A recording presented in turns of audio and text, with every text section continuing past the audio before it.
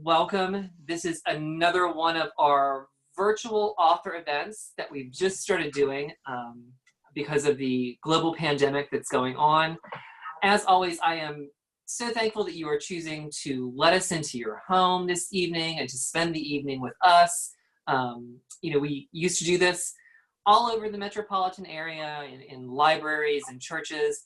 So hopefully this is a little more intimate. It can still give you the wonderful feeling of coming to a Center for the Book event and enjoying all of our local authors. Of course, I would like to thank several people before we start. Our Zoom meetings are made possible by the Dekalb Library Foundation. They are the fundraising arm of our library system that basically makes the funding up for things that fall short as far as the tax dollars that are given to the library, and for wonderful programs like our summer reading programs, all of the yoga classes that you're seeing online, the Take the Internet Home program are all funded by the Dekalb Library Foundation, and they're the ones who bought the Zoom account that's letting us come into your homes this evening. I also would like to thank First Baptist Church of Decatur and the Conversations series. Conversations, of course, started as a series over 10 years ago, and it gave us the ability to host author events in spaces larger than our library could accommodate. And it's grown over the years and has evolved into this ministry. And we really enjoy this relationship, and thank Deborah and Nikki and Reverend David Jordan and everyone over at First Baptist Church who has made this program possible for over 10 years. If you all would like to purchase a copy of Caitlyn's book, you can, of course, do so from Charis Books. Charis Books is the independent bookstore that we tapped for this event. They have signed book plates that Caitlyn and I signed using social distancing in downtown Decatur earlier this week. I showed up masked and gloved with pens, and she signed some book plates. So you can either go to the Facebook page and go to the link and order through the link from Charis, or just feel free to give them a call. They, like so many of our independent bookstores, are sending books out by mail. They are still in their shops. They are working tirelessly. And it's a great way to support an independent bookstore and a local author at the same time. Coming up on the horizon, don't forget, May 19th, we have another event with Jocelyn Jackson. It's part of her series with the Decatur Book Festival. If you go to decaturbookfestival.com, you can see all of those events all the way through August. On May 28th, we, of course, will be presenting the Townsend Prize for Fiction. It was to be a ceremony on April 23rd. But unfortunately, we are not doing a physical ceremony this year, so we will have a link available so you can watch that online. It is given every 2 years for a work of Georgia fiction. We have 10 wonderful authors nominated, like Jeanette Ayu and Tony Grooms and Jessica Hamler, and we're very, very excited to be presenting that award, and it just wasn't canceled like so many other events were. We're also very excited that we're going to continue doing these events online. We just had an event booked tonight with Casey Dunn, who is a debut mystery author. Her book takes place in North Georgia, even though she now lives in rural Washington. She graduated from Decatur High School, and she has friends and family who still run Finders Keepers in Avondale Estates. So we hope you'll join us for that event as well. Look for all of our events on social media, on Facebook. We still do our weekly emails, thanks to Allie. She is, I keep pointing over here because she's over there on my screen, but she is the one that does all of those technological things that I really just am lacking. If you got the email from earlier, it was my apology, and I forgot to include the link, but I sent out a second one with the link in it. So I'm climbing the internet and the technology ladder. I'm just a little slower than some people. So give us a couple, days and we'll get this down. Just so you know, a couple little rules for the house. Be sure to mute yourself just so we don't get feedback from the rooms while we're having our conversation.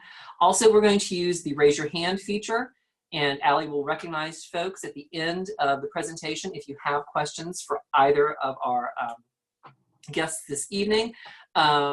Just so you know, however you signed in is how we will probably be able to recognize you this evening. So if your name just says iPad, know that you're the iPad that we're calling out this evening. Feel free also, you can chat with folks. There is the chat feature as well. We just ask that you maybe not send chat to our presenters while they are speaking this evening, just to like take them out of the mode or anything like that. Other than that, please sit back and enjoy. We have two wonderful guests this evening. Kaitlin Curtice, she is of course a poet.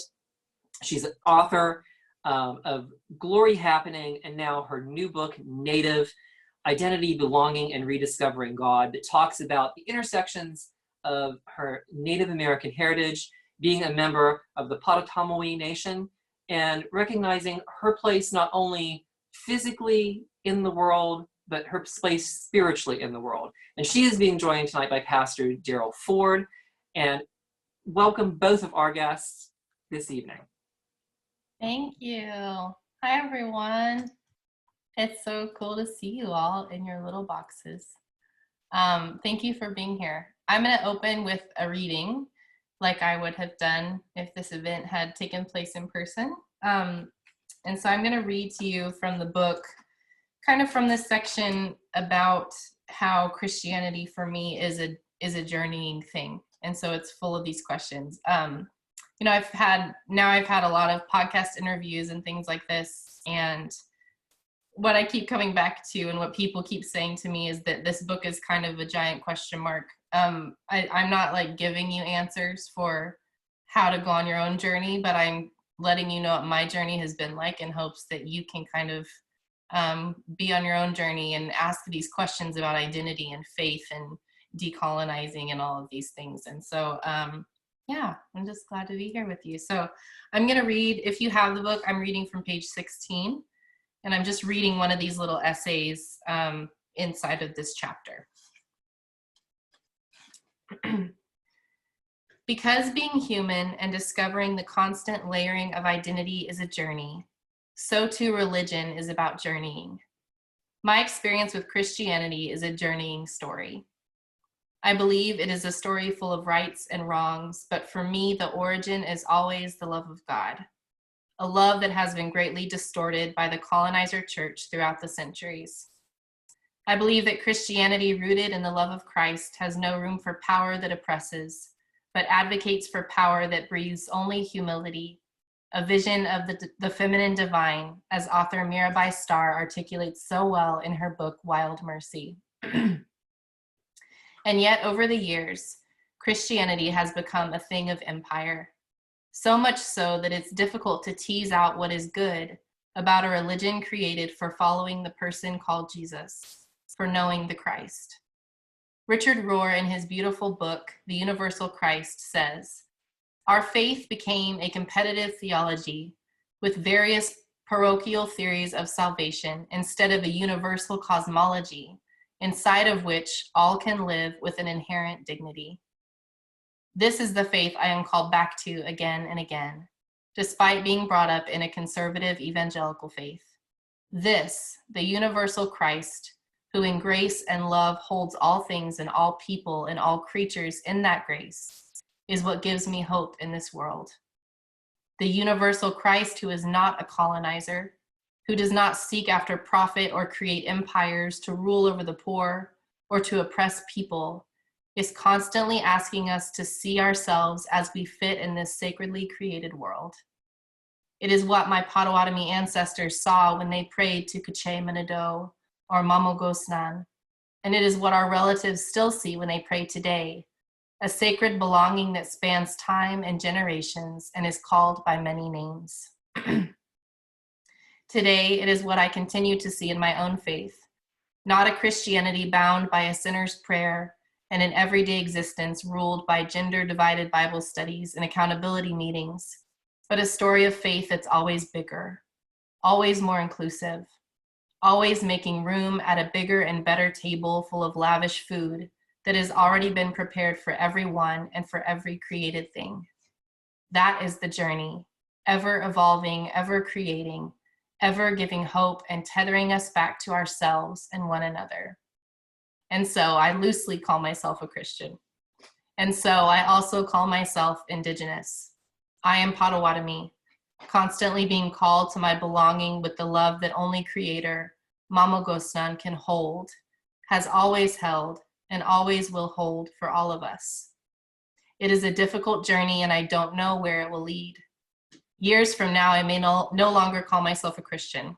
I may no longer engage with the church. And if so, I will still call this journey sacred as the thing that it is, the truths it has taught me, and the people it has brought into my life.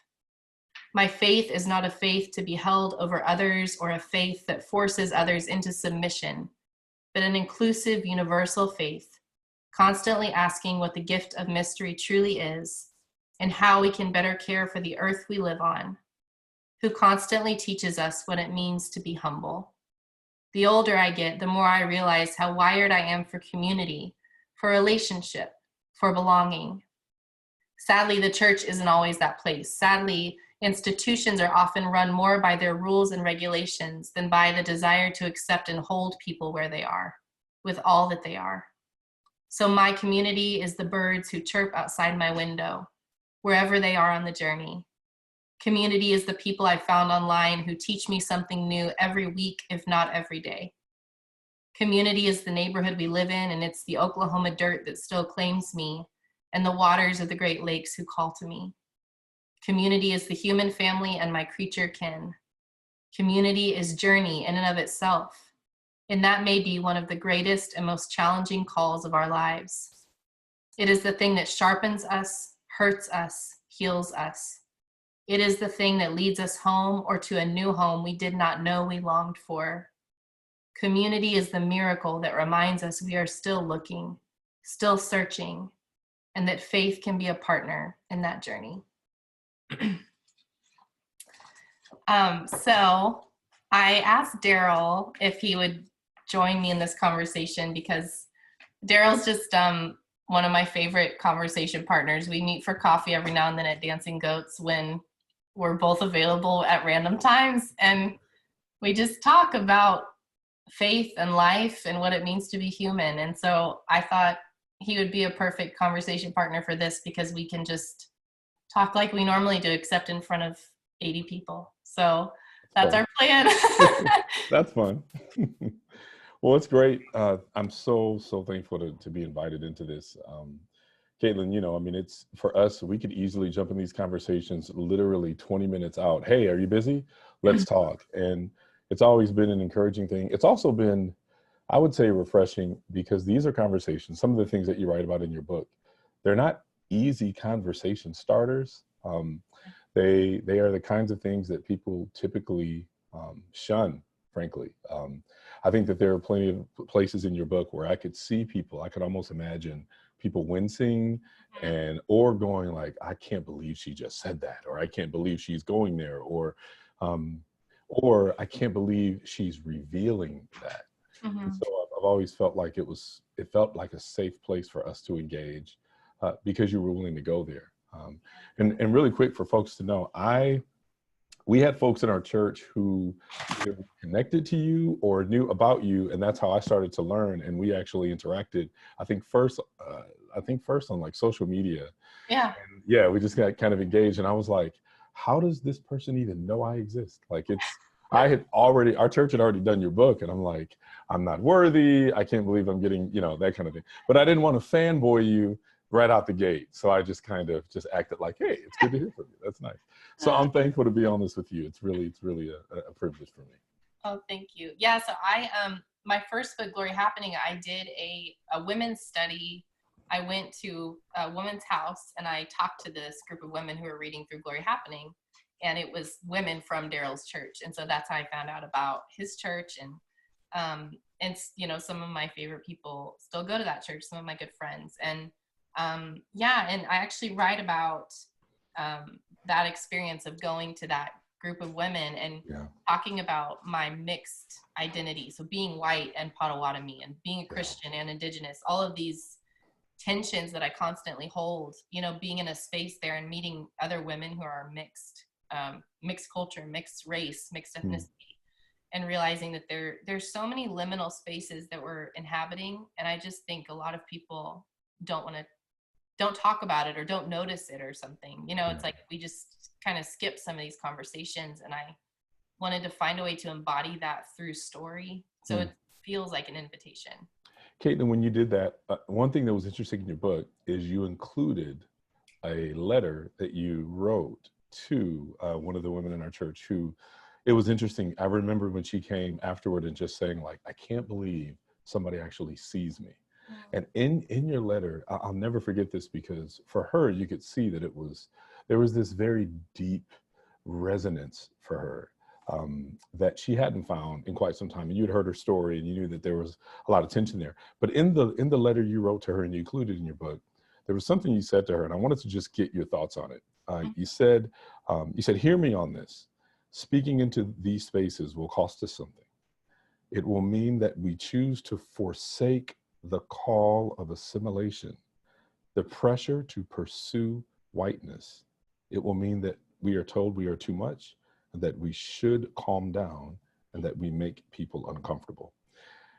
So I would love to just hear for you, this journey that you've invited us into, what does that look like for you? I mean, how did you first realize, and I'm sure it wasn't just this one crystallizing moment, but as you've walked through these varying, levels, what does it look like to forsake the call of assimilation? And what has it looked like to forego the pressure to pursue whiteness or pursue close proximity to whiteness? What does that look like for you? It's been interesting. I was just thinking about this earlier today that, so I talk about decolonizing in the book. And for people who don't know, loosely, it's just a term that means kind of breaking down these systems of colonization. My dog's just hanging out behind me, so you'll probably, he's huge. And so I realized today that I wouldn't have been able to get to this step of naming that I want to decolonize without starting by just kind of starting to deconstruct my faith, growing up Baptist, and what do I believe about God? And along with that came, it's just like layer after layer of realizations, like, okay, I am Potawatomi, this matters. And then realizing, okay, there's another layer to this. I'm a white passing Potawatomi woman, this matters, because I need to name, the white privilege that I have. So that matters. Okay, so if that matters, then I need to recognize what assimilation means for me in my life. Okay, so then that matters too. And it's just like, it's like layer upon layer. And so meeting other people who, whether they're white passing or not, there are ways, whether it's like code switching, or there are ways that we signal different things in different spaces. And for me, like, going to church and knowing that like all of me isn't really gonna fit there. Like I can't bring all of myself. The Potawatomi part of me that is angry about the removal of my ancestors isn't gonna go over very well in a lot of church spaces. And just the layers of beginning to recognize those things means that if I'm gonna choose to embody all that I am, it will make people uncomfortable. If they see, okay, this is actually an Indigenous woman, not just a white woman, or this is, and then if you're a brown or Black Native, they're going to be even more uncomfortable with you. And there are just these layers of it, and it makes it to where life is harder, and you're going to sacrifice things, and you have to choose things. Like I choose to use my tribal ID when I travel and go through the security line at an airport. I don't have to do that. And I'm choosing it because I want them to see me, and that's scary. Like I would much rather not, like it's super stressful and scary for me, but it's worth it because it's who I am, But there's so many layers to it. And I'm recognizing that there are tons of people who are biracial or mixed ethnicity, mixed culture, Christian and not Christian, who are like trying to like figure out how to navigate the world. And I just wanted to leave room for those people to be able to do that with me. Caitlin, I don't know if we've ever talked about this before, but it's just dawning on me now. So just be ready. Okay. What does it look like then, as you talk about what it means for you to pursue this authenticity and to avoid, again, kind of the assimilation kind of pressures? What does it look like for you to courageously speak to maybe other, as you call it, white coded natives who may be assimilated or have given over to kind of that way of really survival strategy? And we could talk about that as other people of color as well. I definitely see it in the Black community. But what has that, I mean, what do those conversations look like for you? I mean, I think that those things are really tender. And part of my book was also to address those people and give them the courage. Like, I've met people who are so scared. They're scared of what that journey is going to look like. It's scary. Like, there are, I remember standing at my sink one day. Our neighbors had invited us to a birthday party, and the theme was Peter Pan and Tinkerbell and Tiger Lily. And it was like, I'm standing at the sink and I just start crying because I realize I'm not going to let my kids go to that party. Mm-hmm. And then I'm thinking, am I making their life harder by choosing to like tell them what it means to be Native and tell them what it means to be Potawatomi? Like, am I making their life harder? Am I making decisions that will be worse on them? But then at the same time, I wish I would have known those things growing up. So it's like, there's so much tension, and I know there are a lot of people out there who struggle with these things and don't know how to articulate it. And that's also what I hoped my book would be, is allowing some of those things to surface and to be honest. And online spaces are not the best places to do this, right? No? Like, there's not a lot of liminal space. There's not a lot of nuance. It's very much like, I'm going to box you where I want to box you in. And, and it's just hard. You need those safe spaces. But yeah, I don't know. It's hard. Yeah. No, I'm glad. I mean, it's, parts of your book, when you talked about that, specifically those who are in kind of those mixed spaces and with multiple ethnicities, backgrounds, races, what have you. As a parent of biracial children, right? My kids are Black and white, and the challenges therein are and they're different even from the challenges that would have been even had they grown up in the 80s and 90s, when I grew up even. They're different. How do you talk about your children and their Native heritage? I shouldn't even say how you talk about. How do you engage when, let's say, there's curriculum in their schools that may not actually be accurate or will be woefully inaccurate? And then some of those school systems are pretty defensive of the curriculum at times. How do you do that without, because you just said, I don't want to make their lives harder, but that can make it feel like, man, I don't want to make it harder on them. I don't want the teachers to be different. I've had to deal with that in my circles. How do you deal with that? Yeah, no, I mean, we've already done this with our kids, and they're in kindergarten and second grade. And like, even during COVID, there have been lessons about the natives of Georgia and how they helped create our great state. And it was, just like kind of like pat you on the head, the good complacent Indian type of thing. And it was so hard. And what we want to make sure to do is not to like, I'm not going to like demonize their teachers. Like, this is a system institution issue that we will always struggle with. And I want my kids to know that their teachers care about them and they care about teaching them. And honestly, that's one of the most overwhelming things of my life as a parent, is every fall enrolling my kids in school, no matter where they are, no matter how good the school is. That will come. Thanksgiving will come. The narratives will come. Trying to figure out how to navigate that will always be there. And, we've had to sit down with the principal and talk about it. And we've had to say, this is why it's problematic. We're still here. We are not living in the past. Like, we're not extinct. We're still here. My kids go to your school. They're still here. And it is really hard. Oh, it's so hard. And there are times when I think maybe I shouldn't tell the boys about this, so that they aren't walking around the halls feeling the tension of, like, all of me isn't wanted here. Just like, it's very difficult to figure out that tension for our children. How do we allow them to hold their identities? And, and I finished the book with talking about children as our future generations. Like, they hold so much wisdom and knowledge even now. And we're trusting them with the earth and with our lives and, the future. And they're going to do such amazing things. And so it's hard to like see their trauma or see these things that we can't necessarily control that are going to happen to them. And I think selfishly, that just makes me so many things I think about that I'd love to even get more thoughts on that. But one thing that you bring up in your book that I think relates to this is, you talk about the history of Georgia, as you have done some exploration here. You talk about Sweetwater Creek, you talk about some of the things that you've taken your kids to do. And there's one line in the chapter on bearing fruit in a new world that really jumped out. And this kind of leads me to another question. You talk about kind of the history here, and you say it's covered up by Confederate history.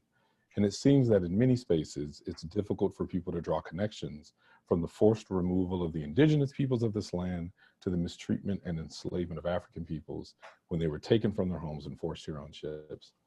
First of all, I thought that was really brave to even go there and tie that in, simply because you didn't have to, right? I mean, I found it really striking that you could have made this book exclusively about being Native and being white. Like, you could have just made that in, and that's your journey, which is a very important part of the story. But somehow you took that as an opportunity to kind of what we would call kind of stewarding whatever privilege you have to kind of speak up for those who may not have said privilege. And so you start bringing in other people of color into the story. Where did that come from? I mean, and I say that because I know some of your background, right? I know you coming from both being Native, but also heavily involved in kind of white evangelicalism growing up, right? Growing up in kind of the world of the Baptist world, if you will. And that's the kind of world where, at least in what I've seen, kind of multiculturalism, I always call it being multicolored, really, but multiculturalism or multi-ethnicity is in many ways, they'll claim that that's what they're doing, but it's really kind of cultural hegemony that's happening. So in other words, they could look at you and go, you know, I hear that you're Native, but what are you first? Are you an American first, or are you Native? Or are you a Christian first, or are you Native?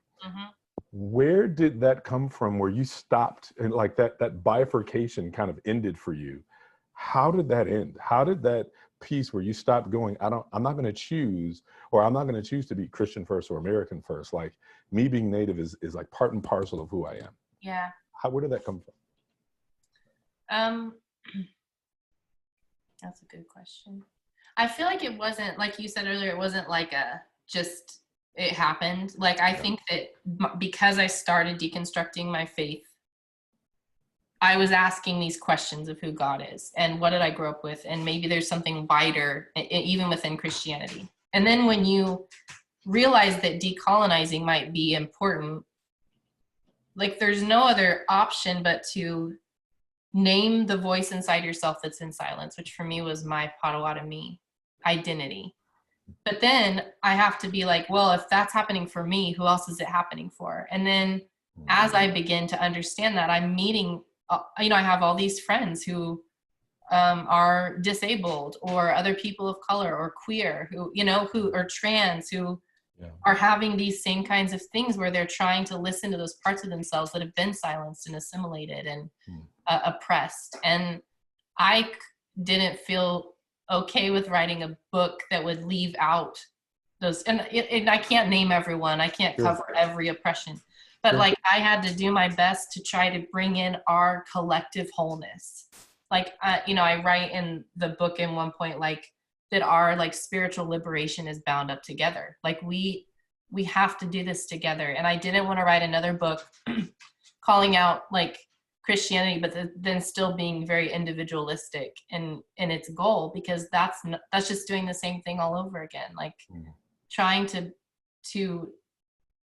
embody all parts of myself is a holistic communal thing for me, and I'm still on that journey. It's still hard.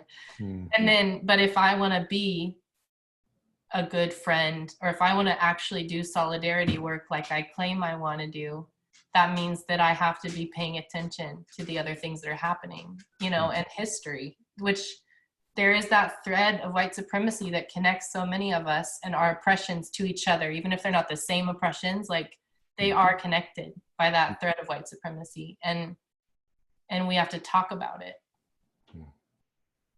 What is, you told in the letter that you wrote to Alicia, you talked about it costing us something, and you allude to that in both of your books. Some of the things that you've had to take on, given where we are even now, and you, I mean, I bring this up because you bring this up in the book with the current administration that we have and the general kind of tenor of the conversations that we have right now. What is this costing you now? I mean, with the circles that you've had to run in and the circles that you've been a part of, circles you've kind of left, family members that you have, what has you talking about this stuff, what does that cost you? Yeah, there's this, I've been very obsessed with this quote by E.E. Cummings that I found out about like 2 weeks ago. And the quote is, "It takes courage to grow up and become who you really are." And when I heard it, I just thought like, that's exactly what this book was me saying, I'm growing up now and this is who I am. And it doesn't mean it's all stay, but it's just me naming that, like, and yeah, I mean, I know that there are people from my past, from my youth group, from different places that are probably like, oh, like, don't talk to Caitlin anymore, guys. And it's really hard because that is a tension of like, I'm grateful for my life, but naming trauma and naming these things means that you might lose some relationships, or you lose even the facade of what it means to be an American or to be a Christian. Like, coming to terms with those things is really hard. And it is so, there's so much grief. Like, it is like so many of us are grieving a Christianity or a faith or an American identity that we thought we knew and we didn't. It wasn't what we thought. That makes sense. Oh, and, yeah. That is a sacrifice. Like, that's hard. Yeah. But we're not doing it alone. There are a lot of us doing it. And I'm realizing that even since the book has come out, people who are messaging me and saying, from their own identity, from their own perspectives, they're saying, this is what I struggle with. I'm grateful for this part of the book because it helped me work through that, or it gave me language around this.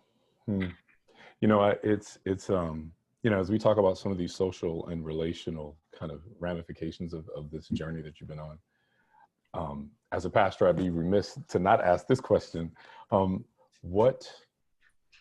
What does it mean for you to be a Christian? And then also, which is a big one, because I don't even know how I would answer that. So I'm putting it on you, not me. So what does it mean for you to be a Christian? And then two, what does it mean to decolonize Christianity? Yeah. So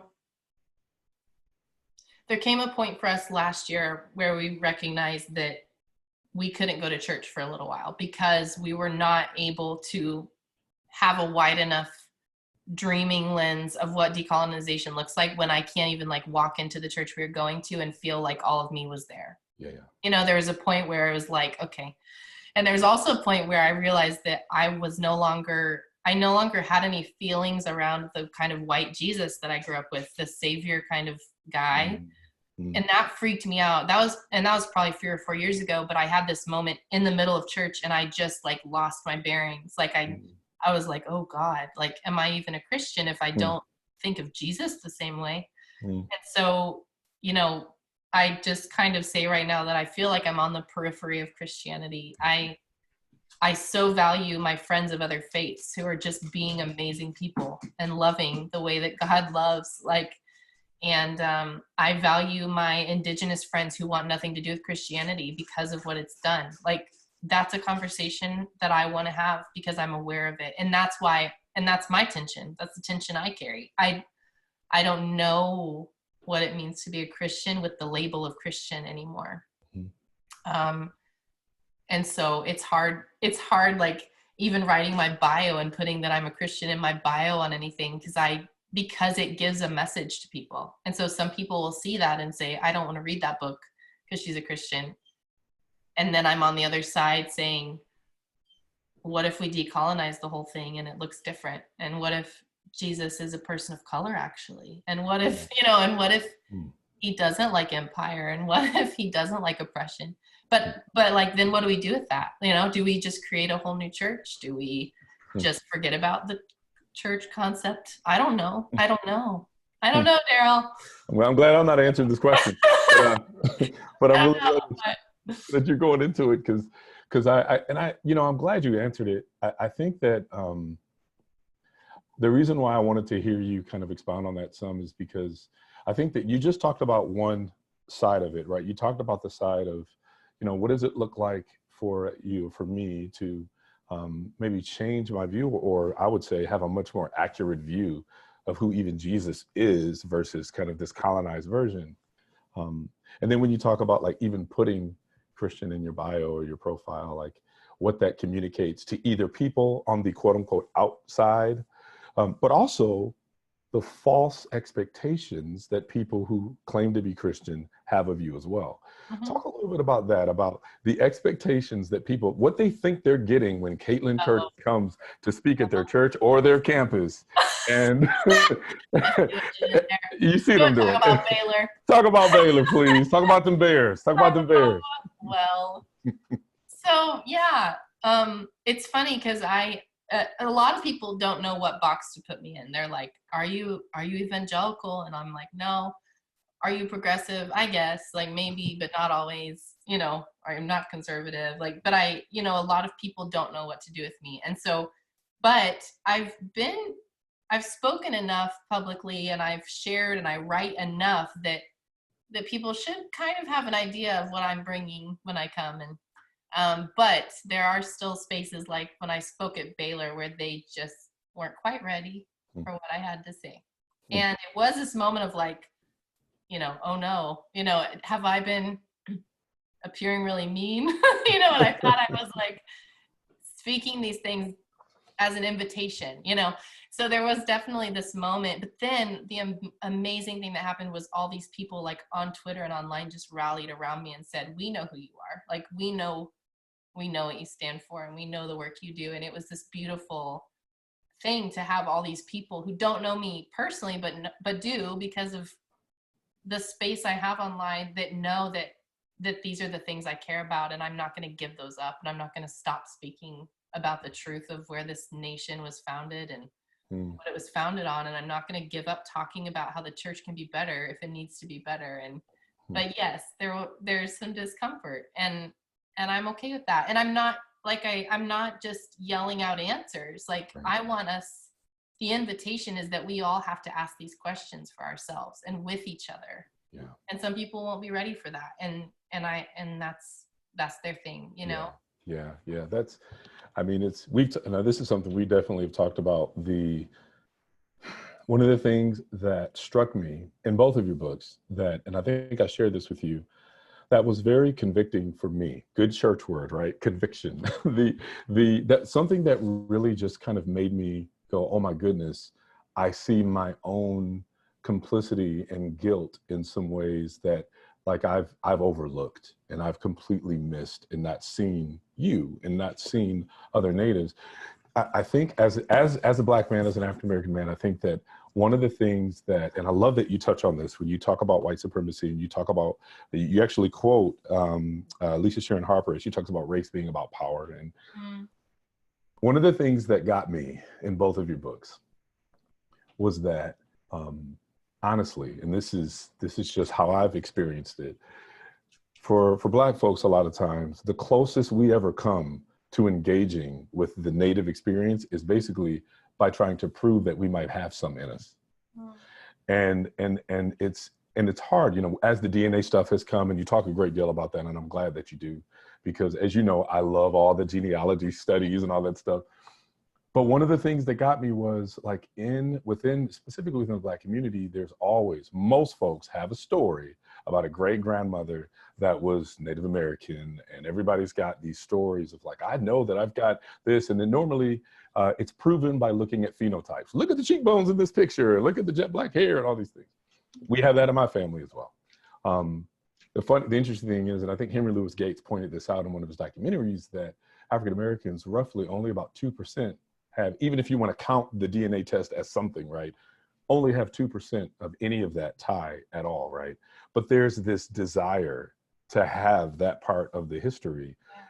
In many ways, dare I say, a bit of an appropriation, because of our desire to be tied to a group of people that would not be subjugated in the midst of being a group of people that indeed were subjugated, depending on how you want to define that.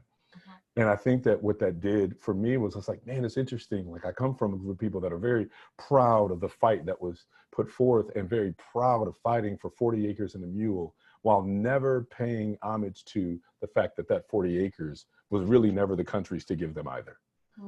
And the 40 acres upon which people were forced off left to march away or to their deaths. And being a person of color, being a Black man, that's not something that was brought in. And I guess the point I'm making is people like you and other people as well are helping us get a shared language of lament, like what white supremacy has done to both of us. Yes, yes. To begin to jockey for power. You see this even, I'm sure you know this, but there are some Native communities as well that have actively worked to like wipe away Black folks from off their rolls, even though they, for centuries, had been on the rolls as a part of those communities, right? Mm-hmm. What white supremacy does is it makes us fight for like our crumbs on the table instead of a more inclusive table, if that makes sense. Absolutely. Yeah. So anyhow, yeah. And what I think is so fascinating about white people doing this whole thing is it's like this, they want the good parts of being Native, the mystical parts or whatever, but they don't want our trauma. Like you want all the good stuff, but you don't want the trauma that comes with this. This is not easy. It's not like we have intergenerational trauma and we are resilient, but yes, we have that trauma that we carry and it will always be part of our history. And but I absolutely, like we have to share these stories of lament and that they are different and that there are ways in which we have hurt each other within all these different groups. The Natives have hurt each other, like within our own community, you know, like but there's so much, like it's beautiful to be able to come together and name those things and like work through those things, and it's hard, but I think it's beautiful, you know. But you do say something, and this was something that taught me a great deal, that as you talk about the major faux pas within Elizabeth Warren in your book, and I'm glad that you do. I think that it taught, I would imagine, a great deal of us a big lesson about how belonging is not contingent upon DNA, right? Being a part of a group or being a part of a community is indeed communal. Like there has to be a real shared experience and a real connection there. And I thought that was something new for me. I mean, and it shouldn't have been, right? But it was in a way, because I feel like there are folks, as long as they can say, I've got this much, you know, Native American blood in me, what is that supposed to be communicating to people? Like, what is the value added in that? And I should have, this is where my own, you know, feeling my own guilt was there, because, you know, in my tradition and where I've come from and then my grandparents and all of that, they've seen just how much like the cultural values of Blackness, or in your case, cultural values of Native, like we love the art and we love the music, or we love what it means to be a warrior and we use names and all that stuff. We love like your Native body or your Black body, but not your personhood and your trauma. And for you to be able to communicate that, it really resonated with me, because I'm like, I get that, but I didn't get that. Yeah. And I think that I would imagine a lot of people have felt that if they really are honestly engaging what you're saying and letting yourself be raw in this way, it really undid me. And I think that's something I shared with you, but I just, it's something that stays kind of resonating in my mind as I look at some of these other things that are happening right now. Yeah. I want to read one more thing from the book, and then we'll do some Q&A, I think. We'll have like 15 minutes for Q&A if anyone has questions. I think you can type them into the chat, or you can do the hand raise thing. Is that right? Okay. Nods. Yes. Okay. So I'm gonna read this, and I write about Daryl in this section, so that's why I want to read it. But it's just kind of building on what we've been talking about and why solidarity is important. And it's chapter 17. And so for those who haven't read the book's broken up into 5 parts, and each part starts with an original poem that I wrote, and then there are just these kind of essays building into the chapters. And so part 5 is called Bearing Fruit in a New World. And I'm trying to build on this, like, what does it look like to find one another and to be with one another and embody these ways of belonging with one another. So I want to read a little bit from this. Chapter 17, it's page 149 if you want to follow along.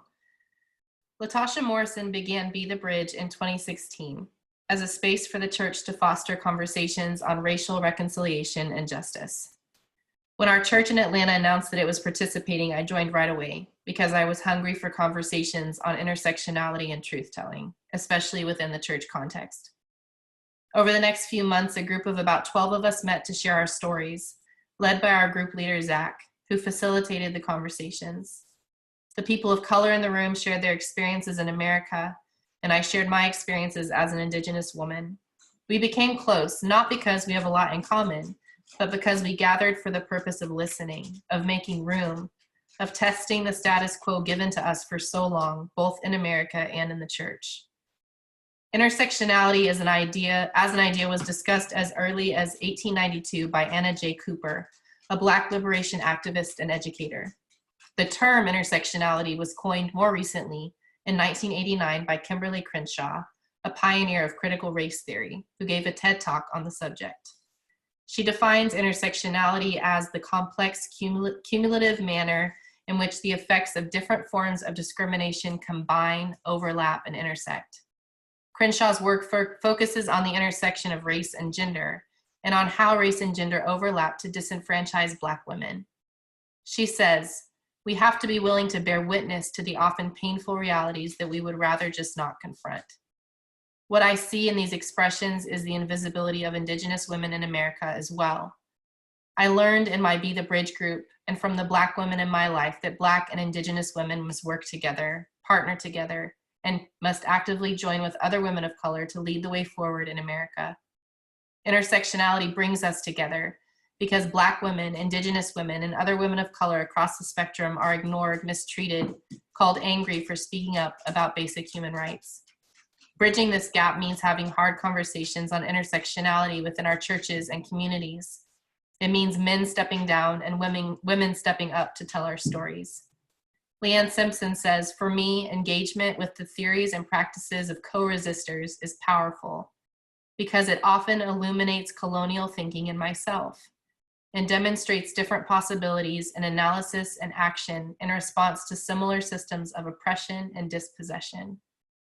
At the 2019 Oscars, in his acceptance speech for the award won by his film Black Klansman, Spike Lee called on Black and Indigenous peoples to honor our ancestors by working together, by rising together in America in 2019 and 2020 as the presidential election draws closer. It was a beautiful message of solidarity that we all need to hold on to as we do this difficult work. I'm reminded of my friend Daryl, a Black pastor in Atlanta, and of my good friend Amina, an incredible poet and writer.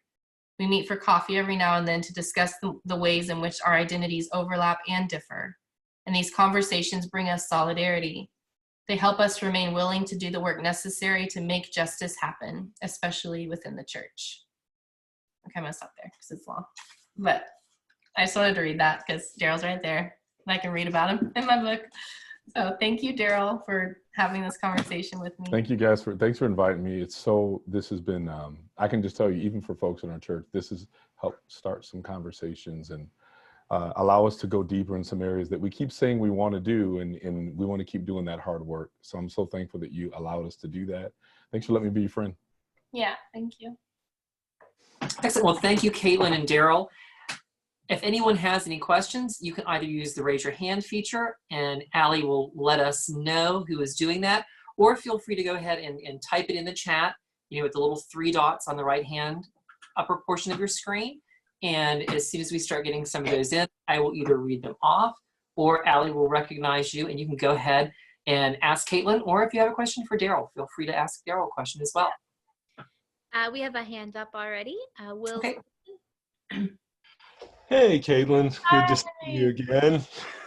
We miss you at First Baptist.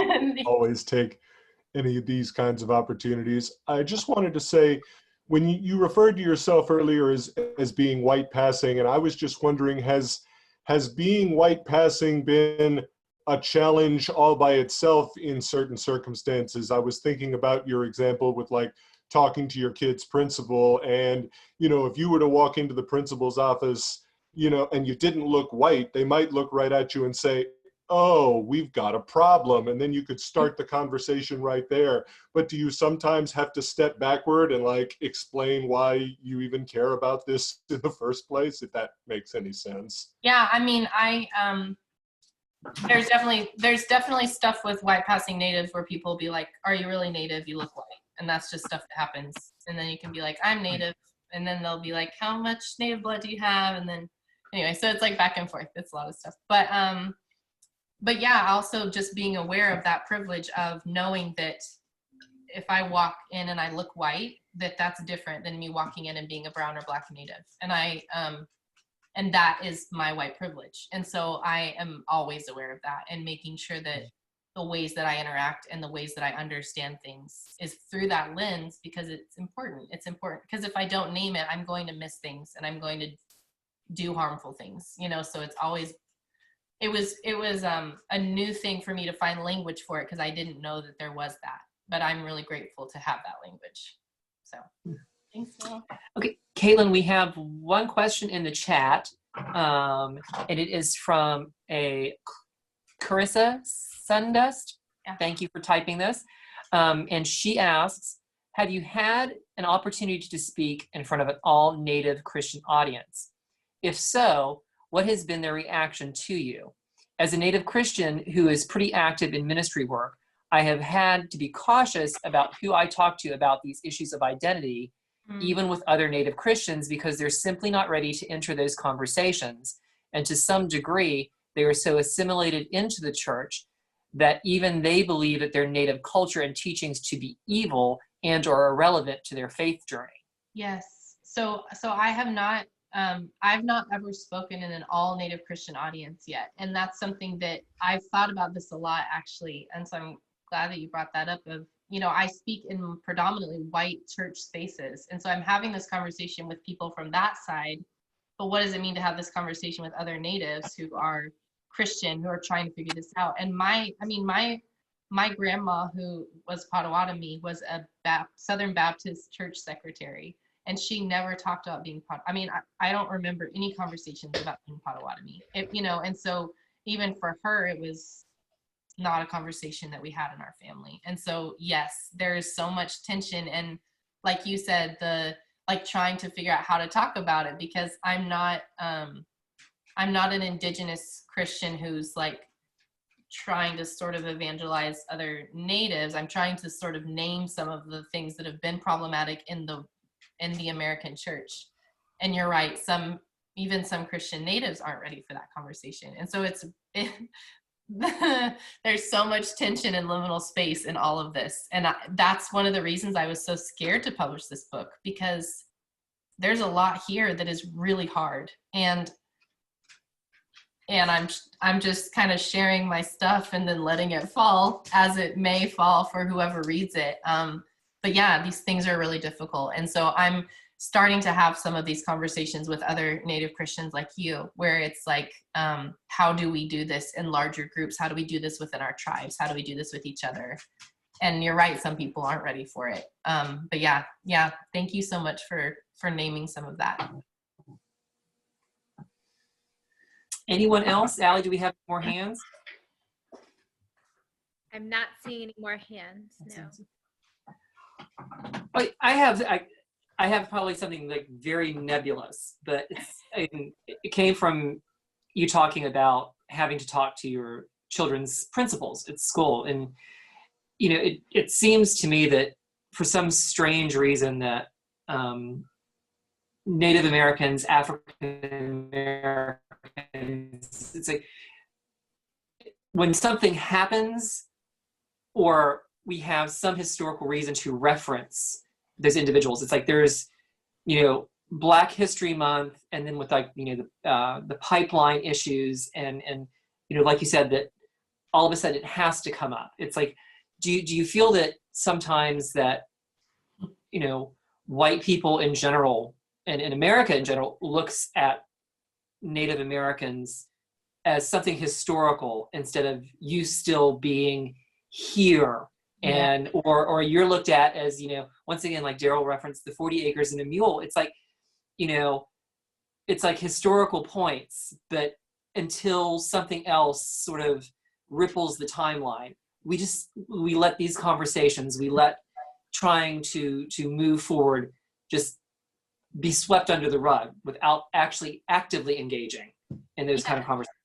Yeah, and I honestly don't think that a lot of schools or institutions or teachers understand that, like, that when they want to teach about Native people, to find find authors that are alive, like find children's books that were written in the last year because they're there, you know, but instead you have libraries full of books from like the 1940s, you know, and a lot of them are written by anthropologists about natives. It's kind of like the like books that are like about the Cherokee, and then it's like just facts, but it's not a Cherokee person writing that book about this is my people, this is my culture. And so it is very much like let's think about those natives in the Westerns. Or when you do the Thanksgiving narrative, like my son was in kindergarten and I could tell that he was like, you know, sort of like, am I alive or am I still native or not? Because what I just learned is that the natives were there and now they're not. And so what am I like? And I could tell he didn't even have to say it.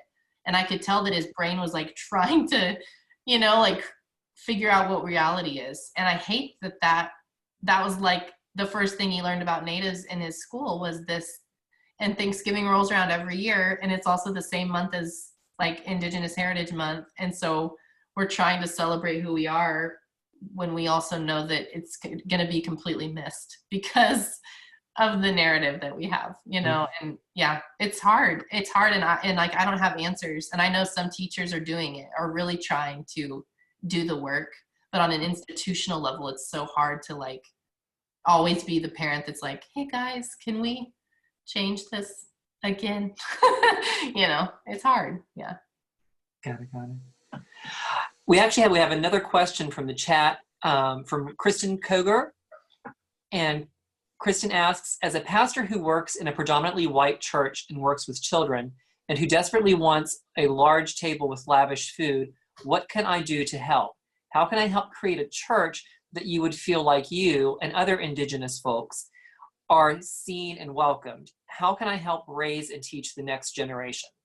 Yeah, I mean, I think that one of the ways is like the Thanksgiving narrative. You know, when you're sitting with the kids and you're at church talking about bounty and Thanksgiving, like, can we somehow name the truth while also embodying that? Or saying, you know, this is what it means for Indigenous people to, you know, like we have like our 7 grandfather teachings. So we have all these tenets of how we live that would so line up with who Jesus is and was. Like, why can't we teach about some of these things to children so that they can see the beauty of our cultures being lived out today, alongside some of those problematic narratives? But it's also like, then what do the parents of those kids think when you do that? And, you know, there's just so many like ripple effects to this. And I think a lot of churches are not ready, and I don't know when they will be ready. And it's just really hard. Like, you know, do you have like Indigenous people in leadership or things like that where people are seen? Like, it's just such a hard thing to do. But I think that one thing we can begin with is at least you're recognizing that it's there, and you can start to incorporate things about Indigenous people into the church, which is a place where we usually don't belong and we're not allowed to be at all. But yeah, that's a few things. And Caitlin, we have one more from a Carolyn Keller in the chat. And she asks, how do you deal with the evangelical church trauma? And do you have residual anger about losing close ties with the evangelical roots? Can you feel that you've lost so much of the traditional side of yourself interacting with that community and still feel that you have grounding in your faith? And she goes on to say, I love the traditions of my childhood church, growing up as a Baptist and Methodist mix, but currently do not interact with my faith community at all. Every time I try to go back, I feel so individualized out, and I feel that I am asking so much of the leaders there to dive deep and expose the trauma. If I don't get that, I don't feel I can heal. Yeah, it's funny. I actually just recently on Facebook, someone created like a Facebook group for our youth group. And so I'm looking at all these photos of like mission trips I went on, and, you know, and it's like these beautiful people that I love so much, but were wrapped up in an institution that was so problematic and taught us so many things about the world that are so hurtful and oppressive and colonial. And I felt so much tension in like, do I even join this group? And I haven't yet because I don't know what to do. I don't know I don't know how to hold that space and hold my own healing and like let them both be there. Like, can we be grateful for spaces that we grew up in and also be willing to like step away from them and not enter back in? And you're right, Carolyn, it's really hard. I go to therapy, and so working through a lot of that trauma. And the thing about anger is growing up, I never allowed myself to feel anger. It was an emotion I thought was sinful and wrong. And as a young woman, you're taught to just smile and be happy and, you know, say yes to things. And I never allowed myself to be angry. And it's only in the past few years that I've allowed anger to be an emotion that I embody.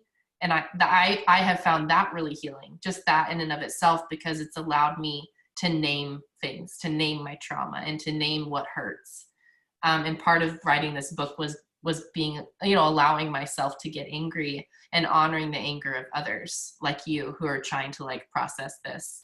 I think that's probably all I can answer about it. Yeah.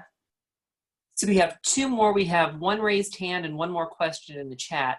So this was from a Megan Robertson, who asks, how did you personally work past the harm the church has done to feel comfortable and trust in the church again?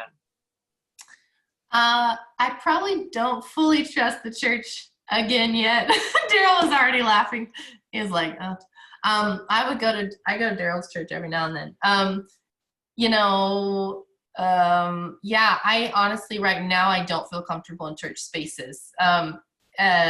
Yeah, I just don't yet. And I'm going to be honest about that. You know, when I talk to people, do podcast interviews and things like that, I'm honest about the fact that this is the first time in my whole life that I've not gone to church. Like, I've been some sort of church leader ever since I was like 11 years old. And so to be able to have a space now to step back and say, okay, if I ever do return to church again, what do I even want? You know, and that's kind of the space that I'm in, is stepping back to ask the questions of what could I enter into where I feel like all of me could exist there. I've attended Middle Church in New York City with Jackie Lewis, is a good friend of mine. And they would be kind of considered a universalist church maybe, but Jackie, you know, even virtually spending time with her has been really healing for me. And I've really appreciated that. And yeah, I don't know about church. I don't know yet. Don't know when I'll know. Excellent. So Allie, let's get the last question from the person who raised their hand. Yeah, she put her hand down. Carla, did you want to ask a question? Hi, yeah, sorry. Okay, perfect. Hi, Caitlin.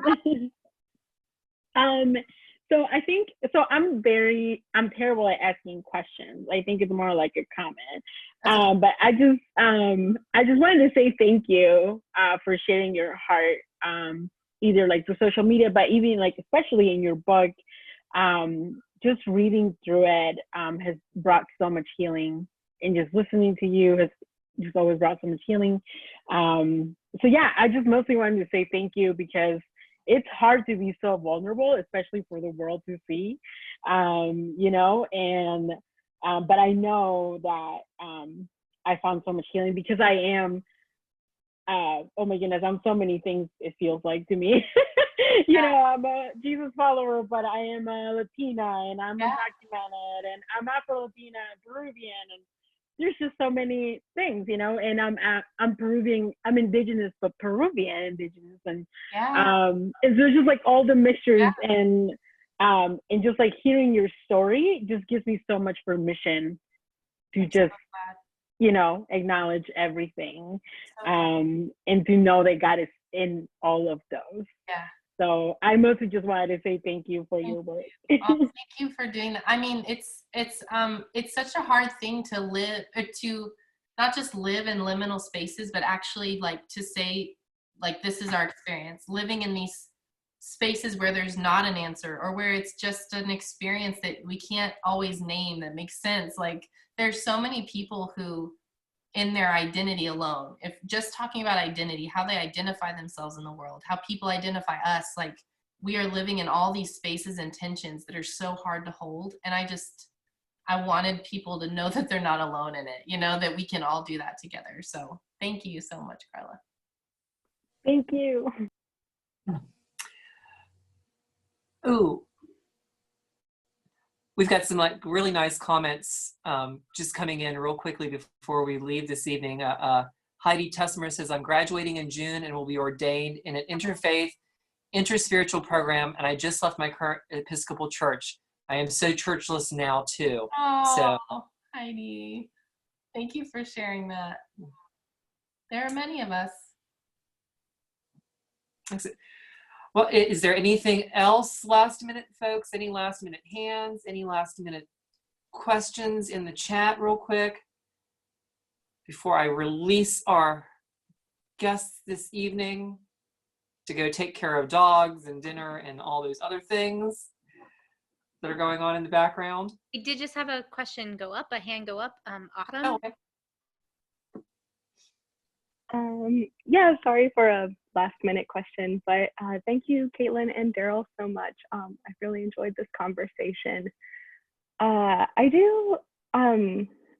I'm curious, like, I know the term Christian can mean so many, it just like, it's even for me, it's changed so much throughout my Christian journey, and I grapple with what I want that to mean for me and who I identify with, but you know, I guess I assume that with your willingness to remain with the term for now, that there's something about the Jesus story that remains with you, and that can like maybe be a home. And so I just wondered if you can talk a little bit about what that means, or why for now you're staying with it. Yeah, you know, the Jesus, once I realized that there were different Jesuses, it helped a lot. You know, like once I realized that I grew up with pictures, literal pictures of a very white Jesus, and I grew up with a Jesus that was like, you know, because of purity culture, it's like, I'm the daughter of a king, so that's how I viewed myself.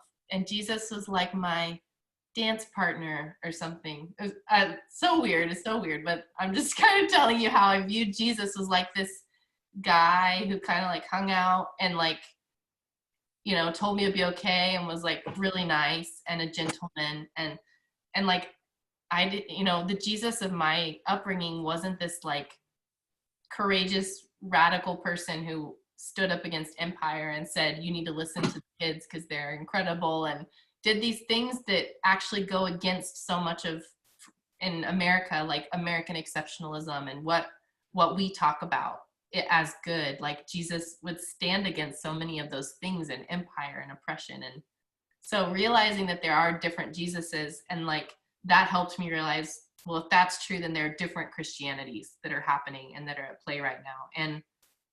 And so I'm not ready to let go of it yet, because I'm still trying to get who the Christ is, and this inclusive whole love idea. And maybe at some point I'll just drop Christian and it won't feel right anymore, and I'm still in that space of trying to figure out if it feels right still.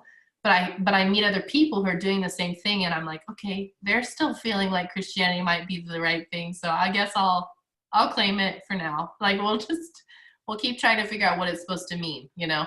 But yeah, I think Jesus has a lot to teach. It's just not the other Jesus that we grew up with. It's this is the real one, but it's the one that was covered up, and that's the guy I want to try to find again.